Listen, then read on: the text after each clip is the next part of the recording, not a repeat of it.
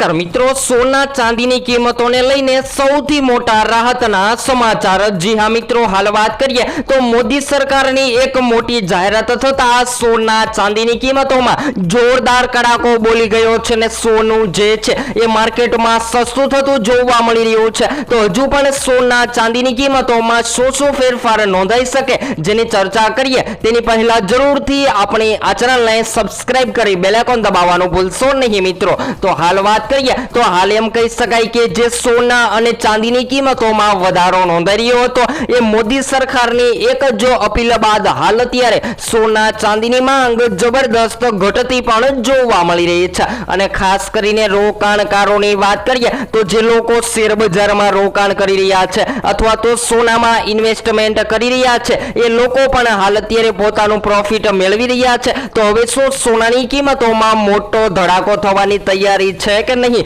જેની ચર્ચા કરીએ તેની પહેલા સૌપ્રથમ આજના તાજા ભાવની માહિતી મેળવી લઈએ। તો 22 કેરેટ સોનાની કિંમતોમાં આજે 1 ગ્રામ સોનું 14,385 માં, જ્યારે 10 ગ્રામ 1,43,850 માં, જ્યારે 100 ગ્રામ 14,38,500 માં, ત્યારબાદ 24 કેરેટ સોનાની કિંમતોમાં પણ ઘટાડો નોંધાયો છે। તો 24 કેરેટ સોનામાં આજરોજ 1 ગ્રામ સોનું જે છે એ 15,693 માં, જ્યારે 10 ગ્રામ 1,56,930 માં, જ્યારે 100 ગ્રામ 15,69,300 માં જોવા મળી રહ્યું છે। તો મિત્રો ચાંદીના ભાવની વાત કરીએ તો ચાંદીની કિંમતોમાં 17,000 સુધીનો કડાકો બોલી ગયો છે અને આજરોજ 1 કિલો ચાંદીનો ભાવ જે છે એ 2,71,226 માં જોવા મળી રહ્યો છે। તો હવે સવાલ એ થાય છે કે રોકાણ માટે સોના ચાંદી ક્યારે ખરીદવું? તો બધા જો મિત્રોને જણાવી દઈએ કે રોકાણ માટે સોનું હમણાં ન ખરીદવું જોઈએ,